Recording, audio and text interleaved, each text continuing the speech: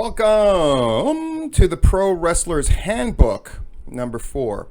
Now, you might be saying Pro Wrestler's Handbook, question mark. Pro Wrestler's Handbook is something I did early on, and not a lot of people were listening back then, but more people are listening now. Because I have a daughter, and she's smarter than me about YouTube stuff, she's insisted that I set up playlists, so you can always look at the playlist and look back at the Pro Wrestler's Handbook. You can also see when I was fatter and see how I've thinned out. My hair has always been ridiculous because I usually shoot these in the morning, in the early morning. And this one's no exception. This one is perhaps the most important one I have done to date. Pro Wrestler's Handbook. It's a study of this concept called justice served. I have a friend named Dylan, and we loved wrestling in high school. We would literally get on the phone while watching wrestling and be on the phone together. We both loved the crap. He was smart enough to get into something else. He's a mover and shaker in Los Angeles, and I am here in my living room in Florida talking about wrestling. I will probably tag him, though, because I want to give him proper credit, because he once stated very simply to me, wrestling is just about justice served. And it really stuck with me. And I spent years since probably he said it in the 90s to me, sort of defining this concept. It's the cornerstone of my booking. It's the cornerstone of storytelling in pro wrestling. Justice served, I'm going to talk about a number of topics. I'm going to talk about the concept of morality and whether such a thing exists. And because of that, subsequently, what does it mean to be a heel or a face? Are there still heels and faces? And if so, if not, what do we replace them with? And if so, how do we define them in this new era? I'm going to talk about this concept of punching up and punching down and do a brief analysis of why I think every promotion in Georgia is doing heels and faces, particularly when it comes to authority figures, absolutely wrong. Every fucking one of them. And then I'm going to end this with the concept of what exactly justice is and what is your obligation as a wrestling show in order to express the art better, in order to ingratiate yourself with the community that you're in better, etc., etc. Pretty heady concepts. This video is not for everybody. This video is really for the bookers and the boys and the people involved in pro wrestling. But if a wrestling fan wants to look at it and then pretend they knew what I was talking about later, I suppose they can. Justice served. Here's the concept in its simplicity, that every wrestling angle needs to serve justice, or it is a failure as an angle. I'll just put this in your head. I'll use as many specific examples as I can. The rise of Triple H in the 2000s. The reason it was so damaging was because he got embroiled in feud after feud, angle after angle, where people were thrown under his steamroller and he crushed them. The concept of justice served was rarely, if ever, served. And instead, the only thing they were in service of was elevating Triple H. Examples.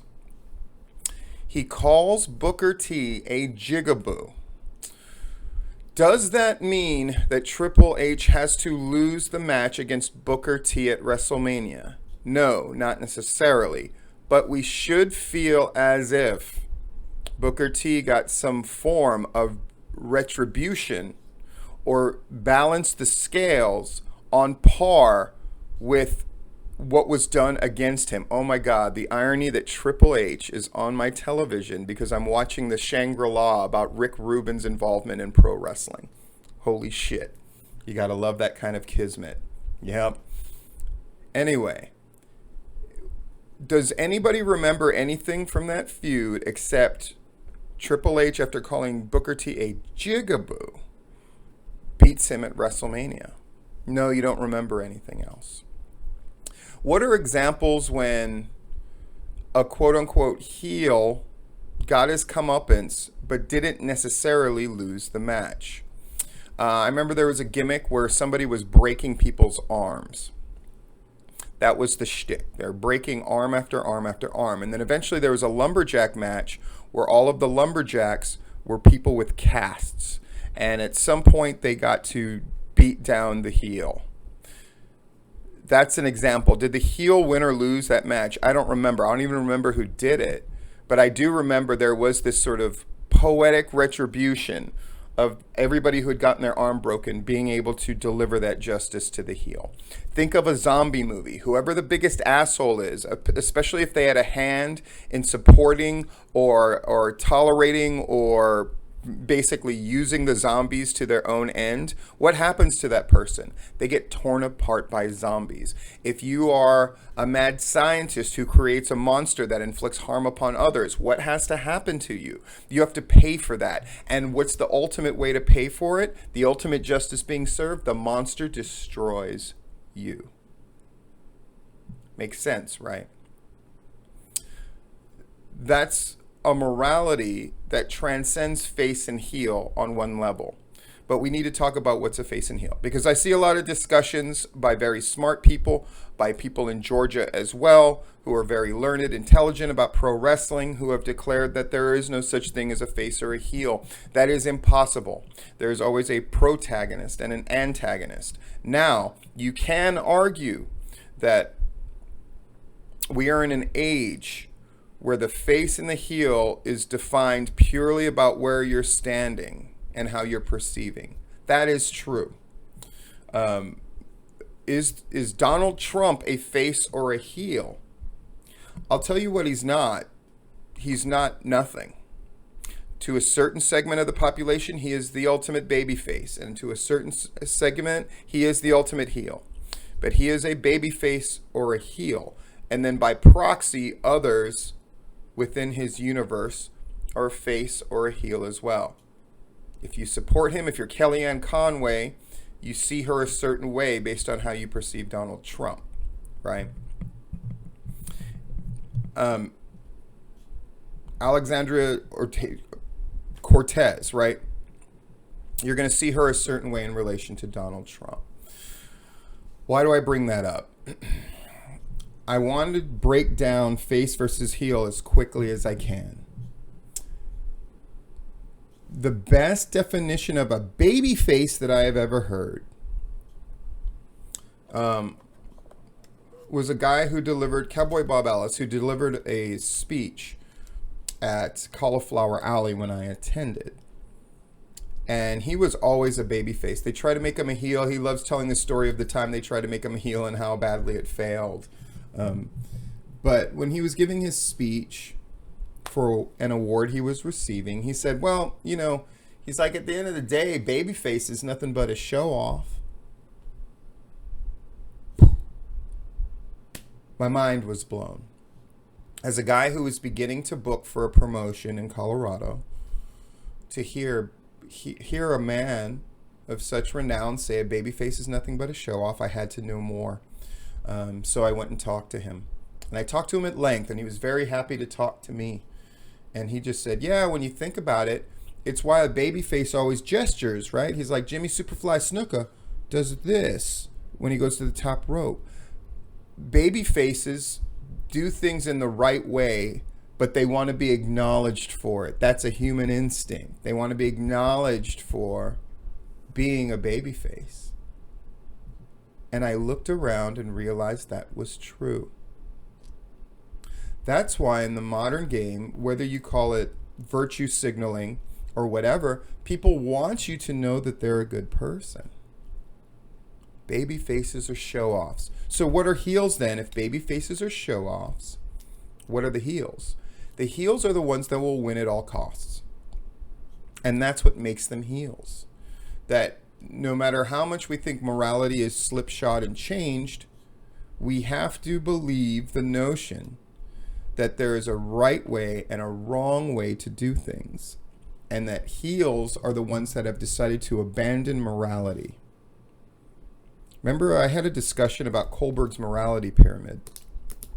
And if all you're doing is doing whatever it takes to win, which some people acknowledge as a virtue unto itself, that's right. It's the job of the bookers and the writers to make sure that we understand that this person who is doing anything to accomplish their goals at any cost to anybody else is the heel, and that the babyface is the one that's more attractive on some level. Look at me.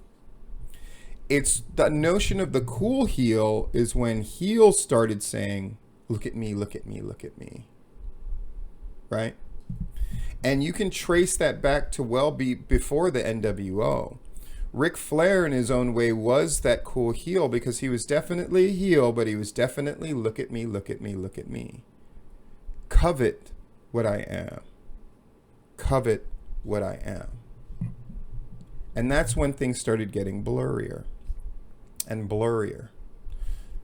There's this notion nowadays, should heels sell merch, right? There's something that rubs certain people the wrong way about it.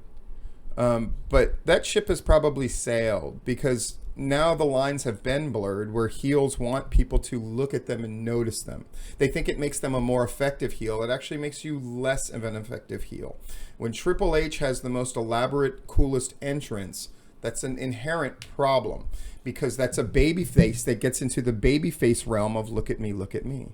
Are you understanding this now? Are you seeing where these things connect? If you perceive babyfaces as people who are doing the right thing in the right way, but they want to be noticed for it, and heels as the people who will win at all costs, who shouldn't conceivably care, right? If you're a just win baby guy, you shouldn't really care if people are noticing you or think you're cool.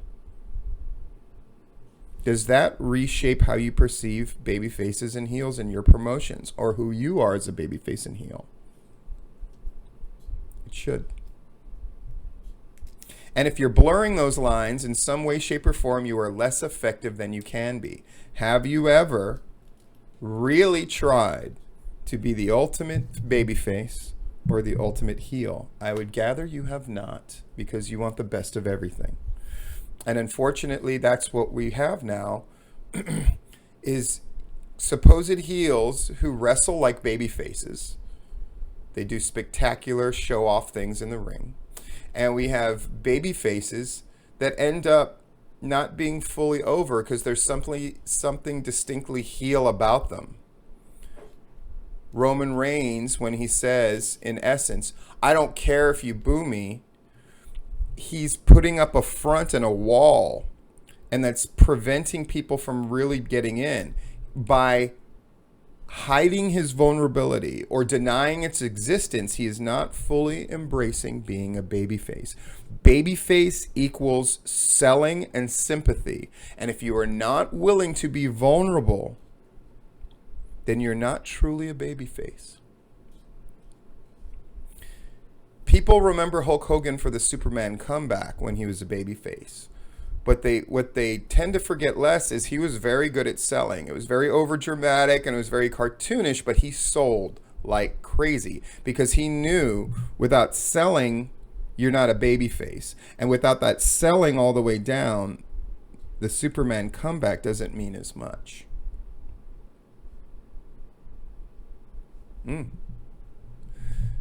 We still haven't really gotten into justice served. But before I really define it, I need to talk about something that's bothered me for a long time. And this morning I finally put a fine point on it, so I want to express it. It's this idea of people often say in comedy, for example, you know, it's like, well, it's okay to make fun of this group of people, but it's not okay to make fun of that group of people. And that's not fair. Everything should be equal, equal, equal. What people often forget is whether you're punching up or punching down matters a lot in comedy. And it also matters a lot in moral structures. What do I mean? Making fun of somebody who for example, has a disability, it can be funny, but it can't be structure changing, and it's not rebellious because you're punching down. Example. There's a man who goes jogging in the park every day.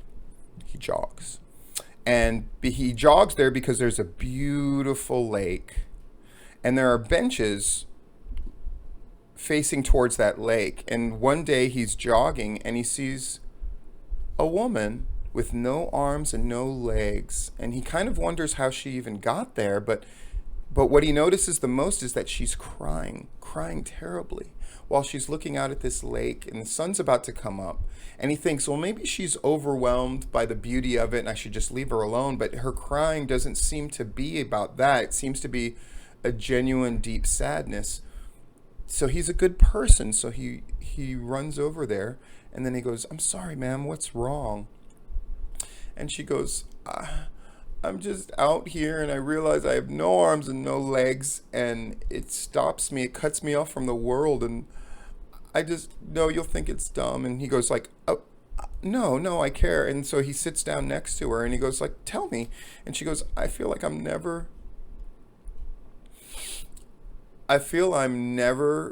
going to even be held by another human being, much less a guy, an attractive guy like you. You're attractive, and you would never. And without even hesitating, he like puts his arm around her and holds her, and her crying stops, and she goes, thank you so much, thank you. And he nods, and then he goes on with his jog. Next day, he's jogging there the same time of morning because there's not a lot of people around. And there she is again, and she's crying and she's sobbing. And it's the same kind of heartfelt, sad crying as before. So he goes over there and he just sits right down next to her and he puts his arm around her and he goes like, hey, it's going to be okay, whatever it is. And she goes, no, I mean, you're so kind and you're kind again today. But it did get me to thinking that, I've never been kissed, and I may never be kissed. And this time he hesitates a little bit because he feels like that's more of an intimate thing. But he's just like, well, if it wouldn't bother you, I would like to kiss you. I think you should be kissed for the first time by somebody who cares about you. Perks of a wallflower. Never mind. And she goes, yeah, that would be lovely. So he reaches over and he bends his head over and he kisses her very gently on the lips, and she returns his kiss. It's very sweet and innocent, but very loving. And then she stops crying, and then he gets up and says, all right, you take care. The third day, he's thinking about taking his jog around the benches and avoiding her altogether. But he doesn't. There's something about him that doesn't want to do that. And his fears kind of manifest because she's there crying again, horribly.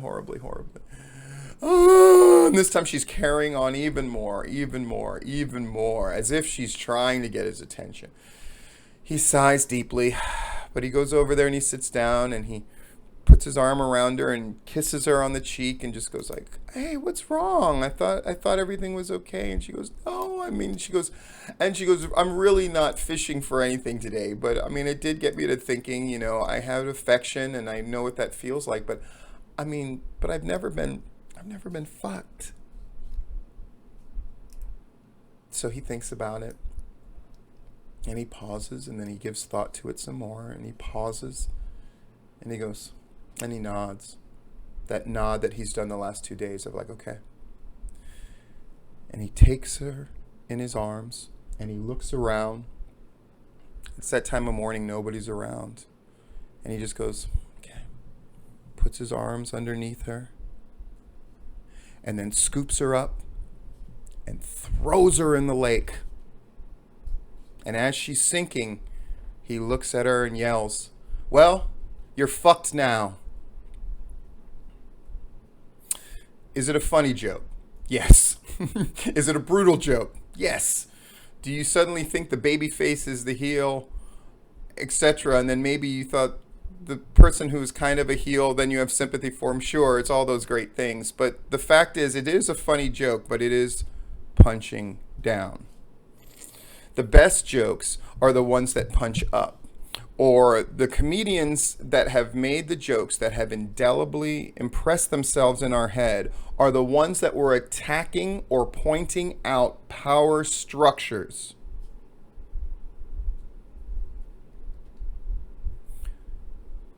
Babyface authority figures in wrestling are fucking pointless.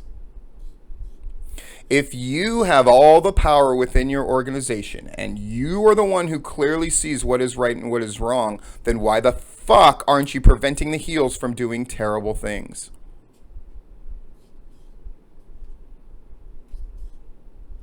Isn't that what we ask about God? If God is all powerful and God is supposed to be good, the ultimate good, then why does he allow evil to exist? And it's a question that doesn't really have a good answer except for, well, it's mysterious and free will means you gotta, but that's not a good answer, is it? At its heart, it's not a good answer. There's something uncomfortable about that. It's why authority figures that are baby faces don't fucking work on a fundamental level, because ultimately they have the power over the heel factions, so the heel factions ergo are blunted in their effectiveness. And we've seen this in all the promotions, have we not? In Southern Honor, when you read that Gary Lamb online is sort of belittling the heels, sure, that heel group, there's something, I guess. And once upon a time, they beat me down, but they don't really matter. And Danny Jordan, he can kind of mock and belittle her. And ultimately, what can she do to strike back at him? She slapped him once. But beyond that, it's like he just gets to torture her online. Not a very babyface thing to do, by the way. But ultimately, she has no power in which to stop him. He's punching down. And it blunts the effectiveness of their heels. Period.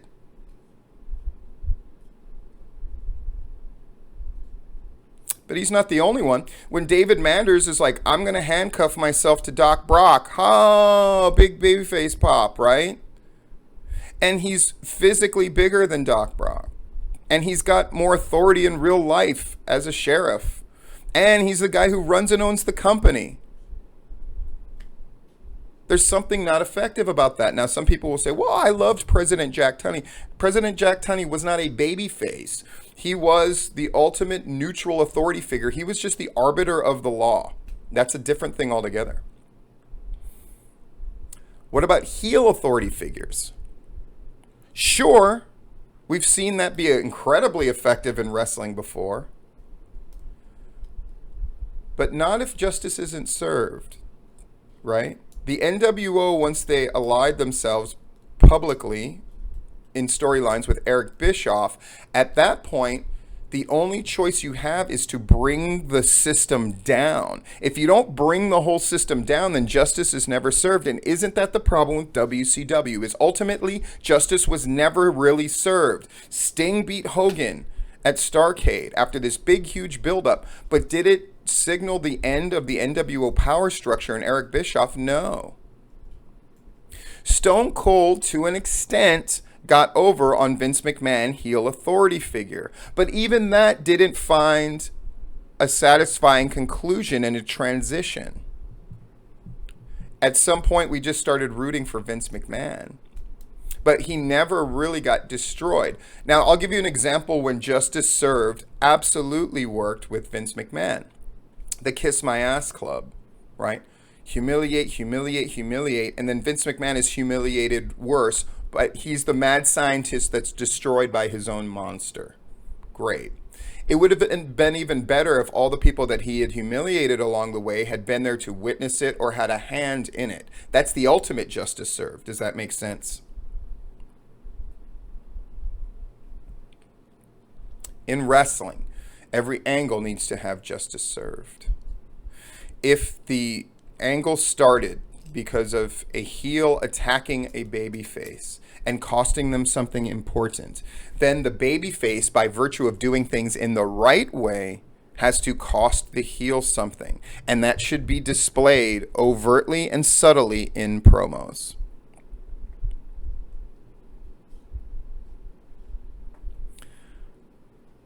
The Empire in PCW, by the way, justice being served, the injustice has to be as large as possible.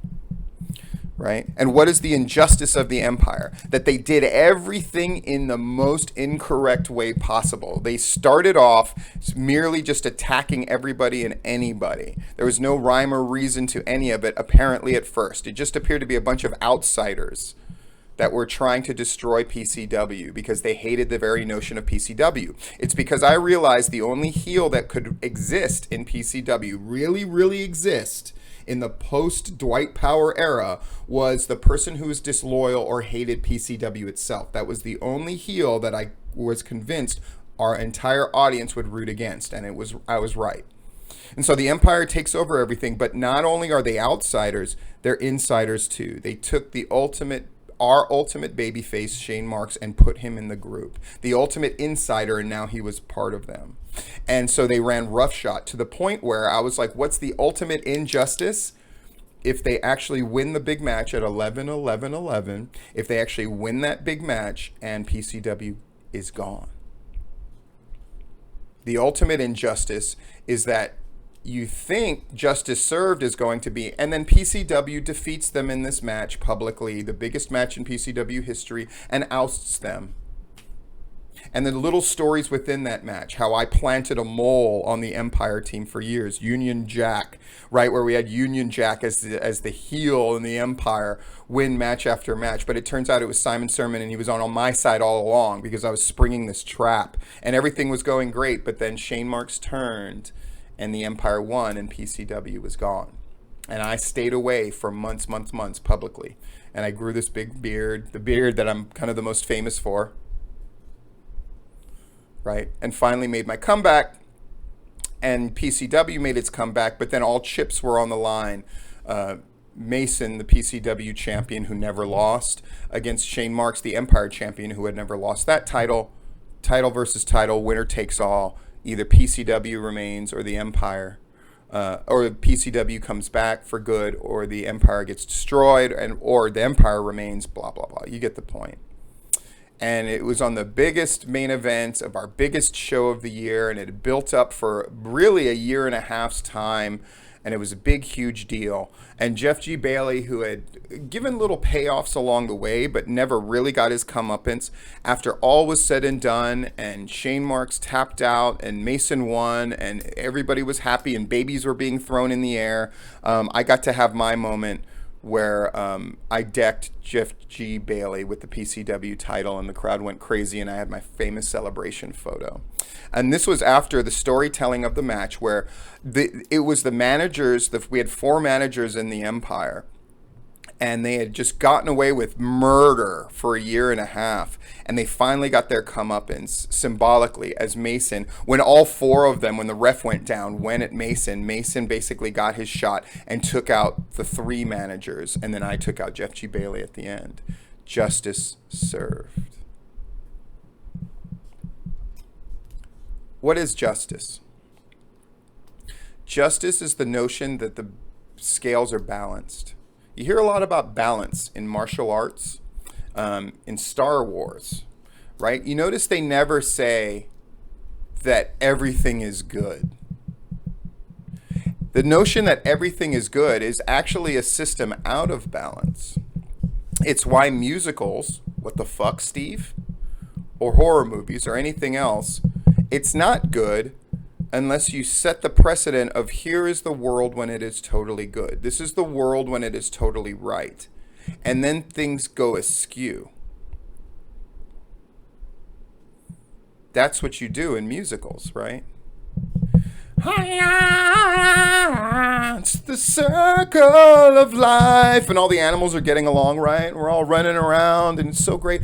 Look, they're holding up Simba as the baby. Everything is right in that world, and that's not balance. That's not justice.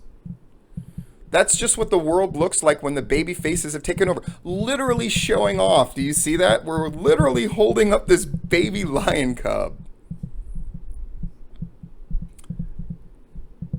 Does Scar have justifications? Of course he does. I'm not saying that heels don't have justifications. Of course they do. Wicked Witch of the West, they dropped a house on her fucking sister and killed her and took the family heirlooms and those ruby slippers. She has justifications. But the fact is, she's willing to light the Scarecrow on fire. She's willing to threaten Dorothy's life. She's willing to do anything to, in her mind, not create balance, but to win at all costs. And that's not balance, right? Back to Lion King. Scar does what he does. Completely immoral acts. Kills his brother. Hashtag Lion King is Hamlet, in case you didn't know. Kills his brother.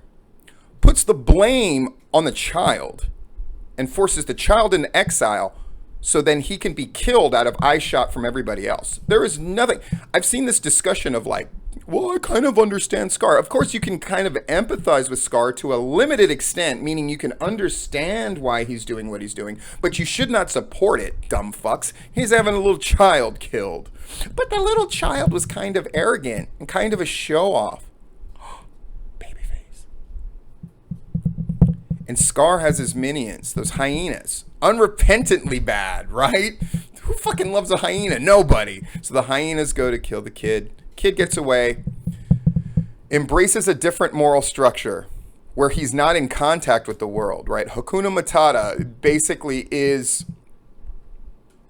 a healing moral structure, but it's not the right moral structure. That's what we're supposed to learn at the end, that you have to get involved. Because when Simba's not involved in the world at large, what happens to it? It goes to shit. It's completely out of balance. We see what the world looks like under the auspices of a heel, and it is terrible. There's no food. The animals are going away. The landscape itself, the very world itself is bleak and dying. And is only through a symbolic purification of fire at the end. The vanquishing of the heel. And by the way, who vanquishes the heel? In one sense, it's Simba. But in the real sense, who finally ends the mad scientist? The monsters of his making, the hyenas. Because he ultimately had no loyalty to, that's what we learn. That Scar had no loyalty to anybody, even the hyenas. They were just a means to an end, because that's what heels do. They use things for their own devices. They don't really have loyalties. The idea of a heel faction that are a true brotherhood and together should not exist. Did that blow your mind? You should not have a heel group that ultimately can stay together in the long term. The Four Horsemen must break up. The Four Horsemen, they must have guys that break off, see the light, and become baby faces. Now, part of that motivation for breaking off from the Four Horsemen can be, I want people to see me, not just the Four Horsemen, because baby faces are show-offs. But ultimately, it should be because we do shit wrong. When we attack Dusty Rhodes on the street and bust him up and break his arm, that is a wrong act. Baby faces should not do things like that. Let's wrap this up. Justice served. All your angles should be justice served. So go back to my previous example. Triple H calls Booker T a jigaboo. And then he wins the match at WrestleMania, and that's all we remember. If Booker T had humiliated Triple H sufficiently, could that have served as justice served? Probably. The number of things that Triple H, the number of guys that he impacted negatively, who then never got to set the scales to balance again, were numerous, and it basically wrecked their entire potential main event babyface roster. Rob Van Dam, Booker T, right? Foley threw himself on the sacrificial altar for Triple H to help get him over further. But at least Foley, in some way, shapes, or forms, got justice, even though he lost those big matches to Triple H. Because who would ever forget, they beat Mick Foley down. They humiliated Mick Foley. They defeated him in his match that was supposed to be his specialty. Ha, ha, ha, ha, ha. But what does everybody remember from that feud most of all? him showing the flannel of Cactus Jack and Triple H selling the shit out of it. That was enough to balance every scale, I would argue, for Justice Served. So that's a case where things were done exactly right. Triple H still came out of that with the better reputation. He won the feud. He beat Foley at his own game. Now he was the intellectual as well as being the toughest guy there. All served well, but he sold Foley's flannel, and that was enough to balance the scales. Are you thinking along those lines, bookers or wrestling people? Are you as good a babyface as you can be? Are you as good a heel as you can be? Are you the show-off, but who shows off the fact that they do things in the right way? Are you the guy that really will do anything to win or accomplish your goals? Even at the expense, looking cool is not in your fucking vocabulary, heels. As all you're doing is muddying the waters. And what we want is a clear and crystal stream. So the league, after big shows, babyfaces can reign. That's perfectly great. But you have to quickly set things, just like at the beginning of a horror movie or a musical. The world has to be perfect, but only for a limited time, because we have to start moving the balance. Justice Served is about the balances going back and forth and back and forth. And in storytelling terms, ultimately what you're trying to get to in a perfect card is balance. That's what justice is.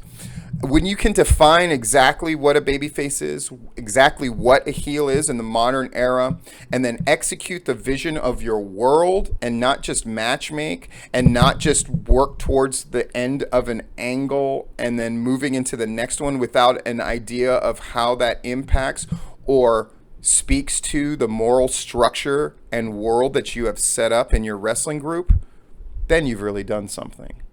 Is that really heady, big, and difficult to do? Yes. People often like to point out that often I had the main event of Sacred Ground booked out before I even had the Sacred Ground before finished. And that is true. But that's not all the story with me as a booker. I also had this notion, and it's an old school notion, that whoever your champ was dictated the tenor, feeling, and tone of your promotion. I still believe that, even if most people don't. For most people, whoever holds the title, it's just who holds a belt, right? For me, it was a totem. It was a crown. It was the thing in which it was Pride fucking Rock. And whoever stands at the head of Pride Rock dictates the world around them, and it follows them. When Scar's in charge and standing on Pride Rock, the world is bleak and dying and dead. When Simba is up there, once he has embraced everything that he's supposed to embrace, the world literally springs back to life. The circle of life. We always come back to things, but then they will change again. That's wrestling. That's Justice Served. And this has been Pro Wrestler's Handbook.